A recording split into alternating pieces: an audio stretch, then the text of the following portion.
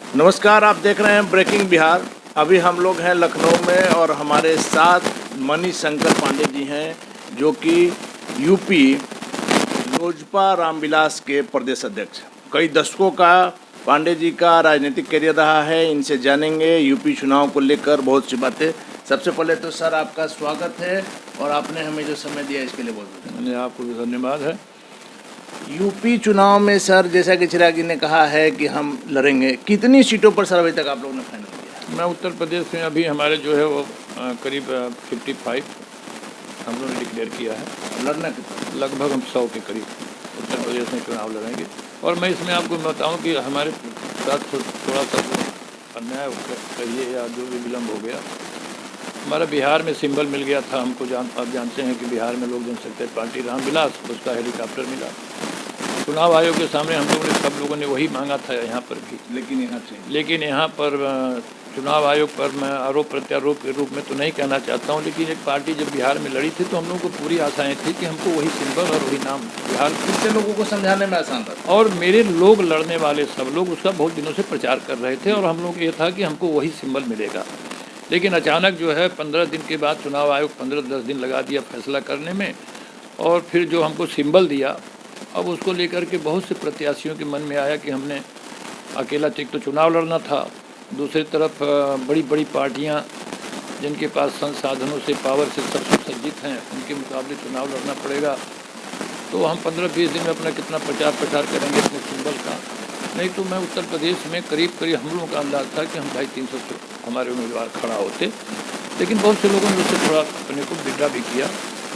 लेकिन हम 100 सीट पर हमारा है कि हमारी पार्टी करेगी। और मेरा सबसे बड़ी बात है कि हम इस चुनाव के माध्यम से जो अकेले चुनाव लड़ने का फैसला हमने किया, हमारा राष्ट्रीय नेतृत्व भी चाहता है कि हम अपने विचारों को, जो पार्टी की स्थापना हुई थी जिसमें हम वंचित, उपेक्षित, दलित, गरीबी रेखा के नीचे किसी जाति बिरादरी को है, न तो मैं जाति बिरादरी की बात करना चाहता हूँ, न मैं धर्म से जुड़े हुए राजनीति को ला करके बात करना चाहता हूँ।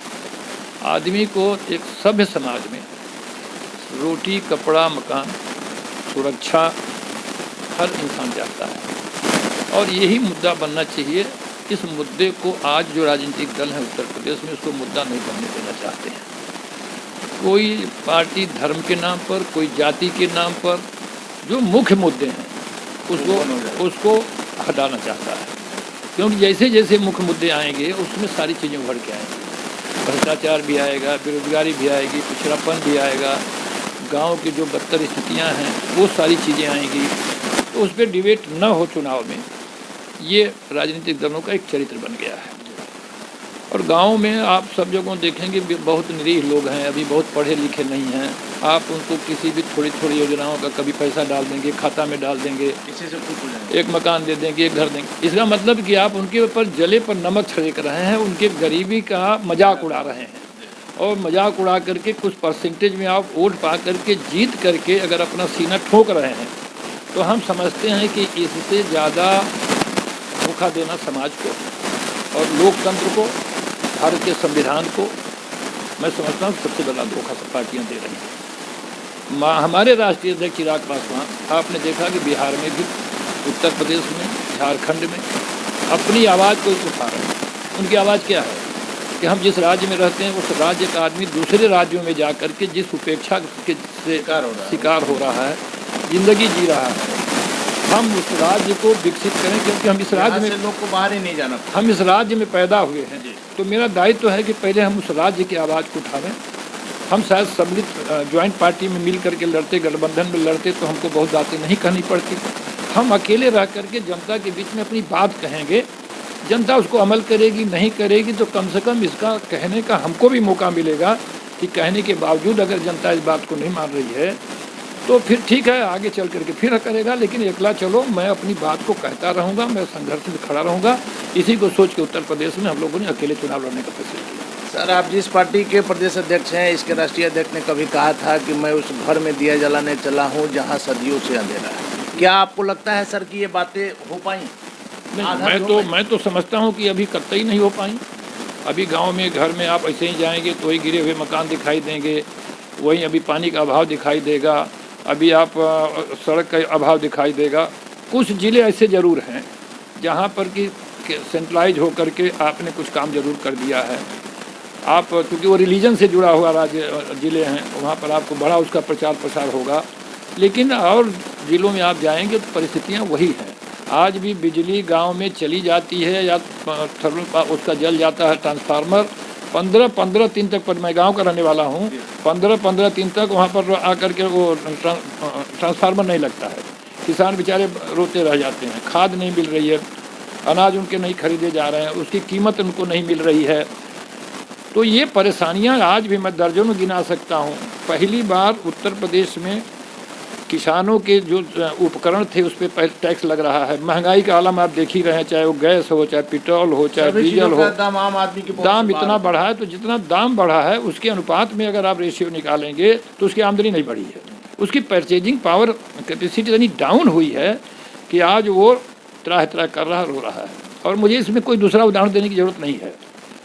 मैं सम्मानपूर्वक ढंग से मुख्यमंत्री और प्रधानमंत्री से पूछना चाहता हूं कि 5 साल जिस लोगों ने इस सरकार में कैबिनेट के मिनिस्टर, प्रमुख मिनिस्टर लोग रहे हैं, अगर वो ये सरकार पर आरोप लगा करके पार्टी छोड़ के जा रहे हैं तो मात्र चुनाव जीतने की दृष्टि से नहीं जा रहे हैं, बल्कि पार्टी की नीतियों पर, पार्टी के कार्यशैली पर, सरकार के कार्यशैली पर आरोप लगा के जा रहे हैं। इससे ज़्यादा उदाहरण देने की मुझे कोई ज़रूरत नहीं है।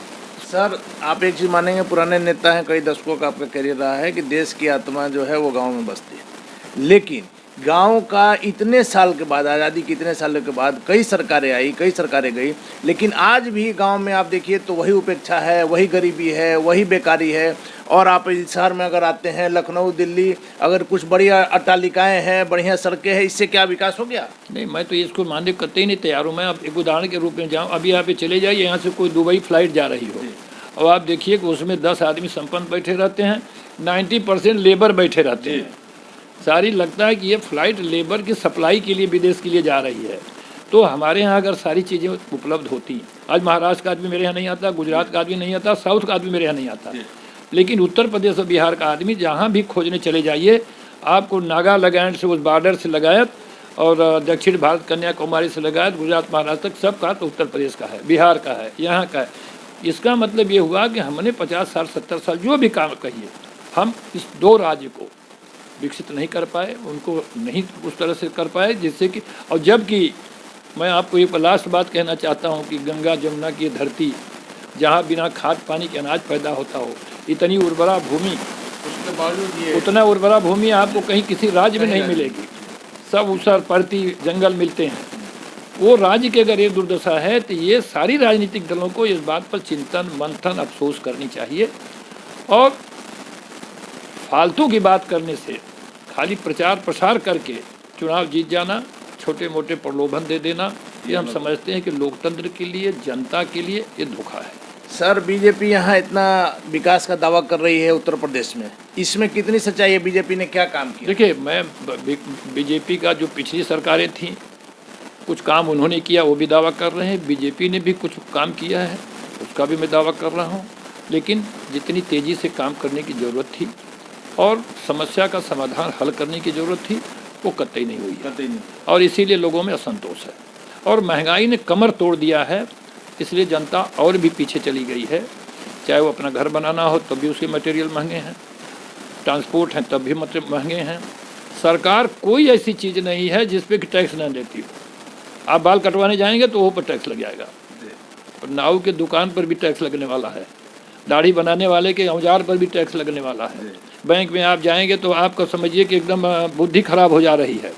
कोई ऐसी जगह नहीं है कि सरकार टैक्स नहीं ले रही हो, उसके बावजूद भी हमारी आमदनी बढ़ी कि नहीं, इस पर सरकार ने कोई समीक्षा नहीं किया। चलिए, एक आखिरी सवाल ये है सर कि आप 100 सीटों पर यहाँ खड़ा कर रहे हैं अपने उम्मीदवारों को, आपको क्या लगता है आप कितनी सीटें जीत पाएंगे? देखिए, हम जीत हार के लिए नहीं लड़ रहे हैं, लेकिन मैं ये कह रहा हूँ कि मैं कंटेस्ट में रहूँगा।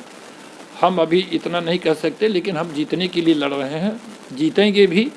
लेकिन हम अपने इस बात को जो आपसे कह रहे हैं, इस संदेश को पब्लिक में पहुँचा करके उसको अलर्ट कर रहे हैं, क्योंकि 5 साल के बाद जब चुनाव होता है तो मात्र सरकार पर ही हम जिम्मेवारी थोप दें कि सरकार के कारण बिगड़ गया। जनता की भी सबसे बड़ी जिम्मेवारी है। जिस दुनिया के जिस विकसित राष्ट्र में जनता अलर्ट है, वहाँ की सरकारें बदल जाती हैं, वहाँ विकास ठीक से होते हैं। यहाँ की जनता अगर अलर्ट नहीं है तो वो सरकार पर दोष देने के साथ साथ जनता खुद उसके दोषी है कि अपना ठीक से प्रतिनिधित्व नहीं चुनती है, सरकार नहीं चुनती है। और इसलिए ये सरकारों के मुंह लग गया है कि हम इसी तरह से जीत जाएंगे। इसलिए डेमोक्रेसी में जनता को सजग होना बहुत ज़रूरी है और वो अपने हित को सोचे और समझे और मतदान करे। सर, जिस तरह से नीतीश कुमार सबसे ज़्यादा प्रताड़ित हुए आपके खड़ा होने से उनकी सीटों की संख्या घट गई, यहाँ उत्तर प्रदेश में किसको आपके खड़ा होने से सबसे ज़्यादा लॉस हुआ? देखिए, मैं किसी का लाश करने के लिए और किसी के लाभ हानि देने के लिए नहीं खड़ा हूँ। बिहार में जैसा आपने उदाहरण दिया, हमारी पार्टी ने वहाँ पर 135 से 136 सीट पर चुनाव लड़ी है। पार्टी का जनाधार बड़ा है। और आज सर लेकिन आपका एक भी विधायक वहाँ नहीं, उससे कोई मतलब नहीं। हम तो पहले अपने विस्तार के लिए लड़ रहे थे। इसके पहले भी मेरे पास 2 विधायक, 3 विधायक, 4 विधायक रहते थे, लेकिन हम इतनी सीटों पर नहीं लड़ते थे।